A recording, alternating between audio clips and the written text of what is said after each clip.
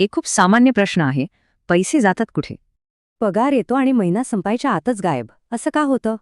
त्यामुळेच बचत करणं इतकं अवघड वाटतं. पैसे जातात तरी कुठे? प्राचीन ज्ञान सांगतं याचं उत्तर पाकिटात नाही तर मनात आहे. पौराणिक कथानुसार लक्ष्मी चंचल असते. जिथे चिंता आणि भीती असते तिथे ती थांबत नाही. आणि गंमत म्हणजे याचा संबंध सतत बँक बॅलन्स चेक करण्याच्या सवयीशी आहे. ज्योतिषशास्त्र तर म्हणतं की चंद्र ऊर्जा थेट आपल्या खर्चाच्या सवयींवर परिणाम करते. हे असे एक चक्र आहे. भावना अस्थिर झाल्या की निर्णय घाईत होतात आणि मग खर्च. म्हणूनच भावनिक खर्चाकडून भावनिक शिस्तीकडे जाणं खूप गरजेचं आहे. हे बघा, समस्या, तिचं मूळ कारण आणि त्यावरचा सोपा उपाय. चला, ही स्थिरता मिळवण्यासाठी एक सोपं तंत्र वापरून बघूया. पहिलं पाऊल, अगदी आरामात बसा आणि शांत व्हा.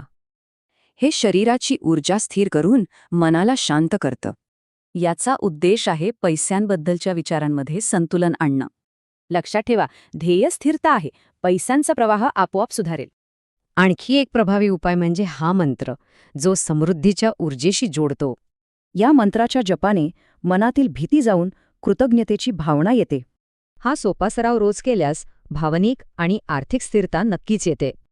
गीतेत म्हटल्याप्रमाणे कृतीतलं संतुलनच आयुष्यात संतुलन आणतं. थोडक्यात, पैसे टिकणं ही जादू नाही, तर या 3 गोष्टींचा परिणाम आहे. शेवटी एकच प्रश्न उरतो. आपल्या पाकिटाची चावी आपल्या हृदयात तर नाही ना?